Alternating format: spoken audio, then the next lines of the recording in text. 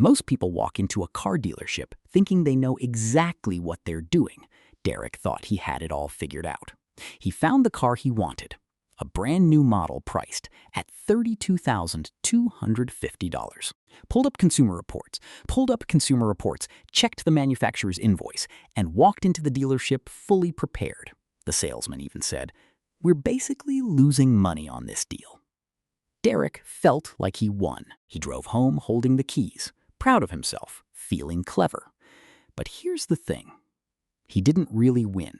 Just a week later, his neighbor Travis walked into the exact same dealership for the exact same model, same month, same sticker price.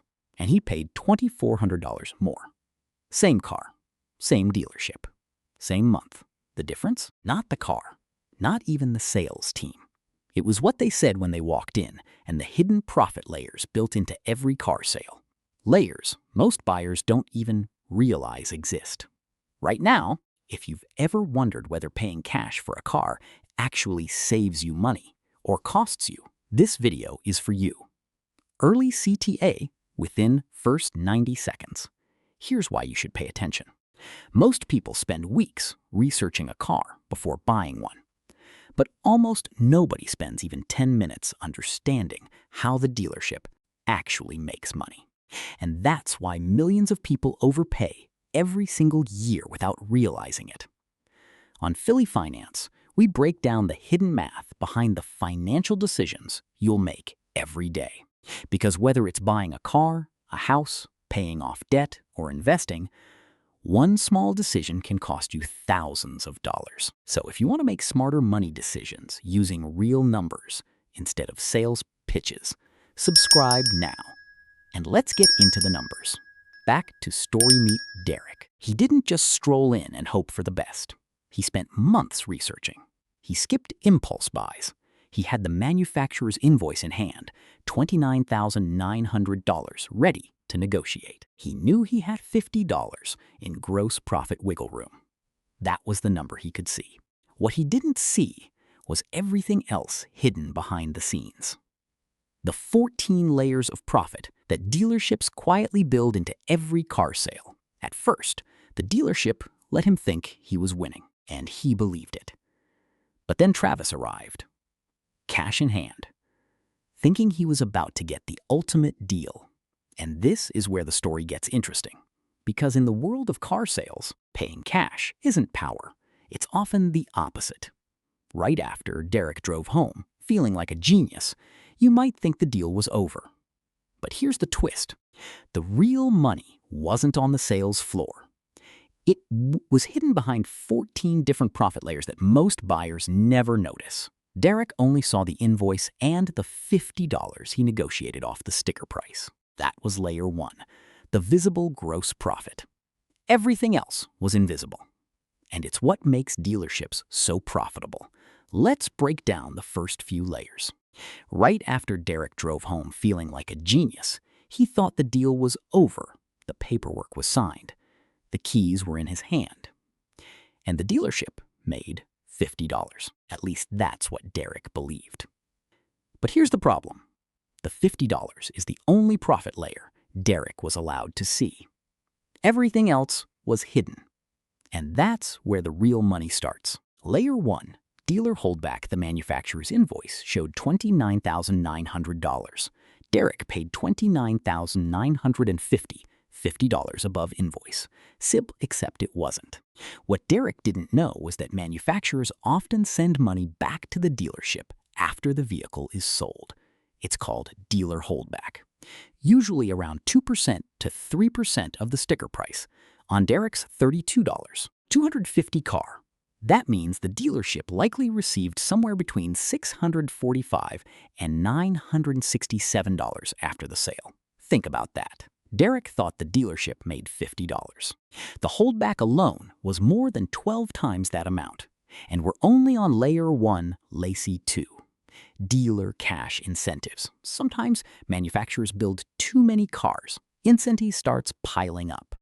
Dealership lots get crowded. When that happens, manufacturers quietly offer cash bonuses to dealerships for selling specific models. The customer never sees this money. the dealership does. If Derek's car qualified for one of these incentives, the dealership could have earned hundreds, sometimes thousands, of dollars without him ever knowing. Layer 3. Volume bonuses. Have you ever noticed dealerships becoming more flexible at the end of the month? There's a reason. Manufacturers often reward dealerships for hitting certain sales targets. Sell enough vehicles, and every sale becomes more profitable. Miss the target, and the bonus disappears. That's why a dealership that refuses your offer on the 10th of the month might suddenly accept it on the 30th. Not because the car changed, because the incentives changed. Layer 4. Regional incentives. Not every market performs the same. Some cities sell cars quickly, others don't. When sales slow down in a specific region, manufacturers sometimes send extra incentives to local dealerships. Again, money that never appears on consumer reports, never appears on Kelley Blue Book, never appears on the window sticker. But it affects the dealership's real profit. Lipsor 5. Floor plan assistance. Every vehicle sitting on a dealership lot costs money. Dealerships typically borrow money to keep inventory in stock. Manufacturers often help cover part of that interest expense. It's called floor plan assistance, which means the dealership's true cost can be even lower than the invoice suggests. Layer 6. Back-end manufacturer bonuses. Manufacturers don't just reward sales. They reward performance, customer satisfaction, brand protection, database quality. Dealerships that hit these appear. Dealerships that hit these targets often receive additional bonuses. The customer never sees those payments, but they still contribute to dealership profit. At this point, Derek's $50 victory is starting to look very different. But here's the strange part. Even if Derek somehow discovered every holdback, every dealer incentive, every regional bonus, every hidden subsidy, he still wouldn't have found the biggest profit center. Not even close, because the biggest profit center isn't on the sales floor. It's in a room most buyers walk into after they think the negotiation is already over. And that's where this story starts getting expensive. At this point, Derek thinks the hard part is over. The negotiation is finished. The price is locked. The paperwork is ready. He shook hands with the salesman. He won. Or at least that's what he thinks. Then, the salesperson says something that sounds completely harmless. Great. Let's get the paperwork finalized. And Derek is escorted into a smaller office near the back of the dealership. Most buyers think this room exists to process paperwork. It doesn't. This is the most profitable room in the entire building, and the person sitting behind that desk is not a clerk. They're not an admissipeer. They're not an administrator. They're not there to help you sign documents. They're a salesperson. In fact, they're often the highest paid salesperson in the dealership, because this is where the real money is made. The sales floor gets all the attention. The finance office gets most of the profit. And Derek has no idea he's about to walk into it. Layer 7. The loan reserve. The finance manager starts by discussing financing options. Everything feels normal, professional routine. But here's what most buyers don't know. The interest rate the lender approves isn't always the rate you see. Let's say a bank approves Derek for a 4% loan. The dealership may offer him 5%. That extra 1% doesn't go to the bank. It goes to the dealership. It's called the loan reserve. And it's one of the easiest ways dealerships make money. Across thousands of transactions, this single layer can generate hundreds of dollars per vehicle. Money most buyers never realize they're paying low rate. The extended warranty next comes the brochure. It looks impressive. Pages of protection, mechanical coverage, peace of mind. The finance manager explains how expensive repairs can be, how modern cars are packed with technology, how one breakdown could cost thousands. And honestly, some of those points are true. But here's what rarely gets discussed: the profit margin. Many extended warranties generate between $700 and $1,000 in profit for the dealership. Not because they're worthless, because they're extremely profitable. And in that office, profit is the objective, not at 9. Gap insurance then comes gap insurance. Now this one is actually useful in certain situations. If you finance a vehicle and it's totaled early in the loan, the insurance company pays the car's value, not your loan balance. If you owe more than the vehicle is worth, gap insurance covers the difference. That's a real benefit. But dealerships often build significant profit into the product, sometimes hundreds of dollars. Again, not necessarily a bad product, just a very profitable one. Latchet 10. Wheel and tire protection then comes wheel protection, tire protection, paint protection, fabric protection, scratch protection, dent protection, protection for almost everything.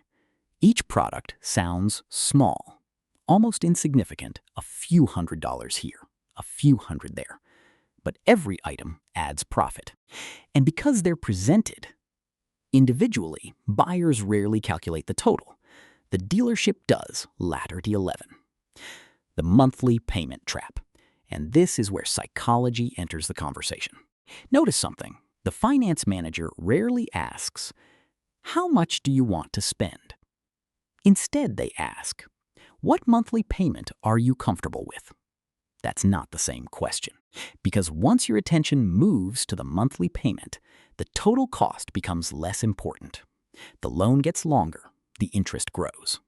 The dealership makes more money, and most buyers never notice. This is one of the oldest tricks in car sales, because people buy payments, not prices. Layer 12. Documentation fees. Now the paperwork starts. Documentation fees, processing fees, administrative fees, the dealer service fees, different names, same concept. The dealership charges you for preparing documents you are legally required to sign. And because most buyers are exhausted by this point, they simply accept it. Few people challenge these fees. Even fewer negotiate them. Yet they can add hundreds of dollars to the final bill. Layer 13. Registration, markups then, comes vehicle registration, electronic filing, temporary tags, state paperwork, AGAN. These are legitimate services. But the dealership often charges more than the actual cost. A small markup here, a small markup there. Nothing shocking on its own. But that's exactly why it works. No single charge looks dangerous. The total does. Lower 14.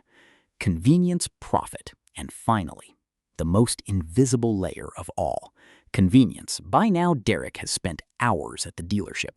He's emotionally invested. He already sees himself driving the car home. The deal feels finished. And that's when people stop negotiating. They stop questioning. They stop paying attention because they just want to leave. The dealership understands this perfectly. The longer the process goes on, the more valuable convenience becomes. And convenience is expensive. Now, let's step back and look at the full picture. Derek thought he beat the dealership by negotiating the price down to almost invoice. And on the surface, he did. But underneath that surface, layer after layer, fee after fee, product after product. The dealership had dozens of opportunities to earn money, some visible, most invisible. And this is where the story takes a turn that surprises almost everyone. Because despite all these profit layers, despite everything you've just seen, Derek may still have gotten a better deal than Travis, the guy who walked in with cash, the guy who thought he was doing everything right, the guy who believed cash was king. Because the moment Travis told the dealership he was paying cash, he accidentally destroyed something incredibly valuable, his negotiating leverage. And that's where our story goes next. If the first 10 years were about patience, the next 10 are about momentum. By year 10, Derek and Travis appear surprisingly close. Derek has a valuable car deal, or house, depending on topic. Travis has a growing portfolio or another scenario. Neither has completely pulled away. But from this point forward, the game changes. And it changes because of one simple fact. Hidden profits and compounding don't grow in a straight line. They grow like a snowball rolling downhill, small at first, then faster, then almost impossible to stop. Travis didn't work harder. He didn't earn more money. He didn't find a secret loophole. He simply let strategy plus compounding plus time work in his favor. The key takeaway: small decisions, like paying cash or financing, can cost thousands hidden layers, and strategy matter more than visible numbers. Understanding these hidden systems can save or earn you tens of thousands over your lifetime. If you want to make smarter money decisions, using real numbers instead of guessing or trusting gut instinct, subscribe to Fillie Finance. We break down complex personal finance decisions, hidden profit layers, and compounding strategies into actionable steps you can use in daily life. Remember, one small financial decision can change your wealth trajectory forever.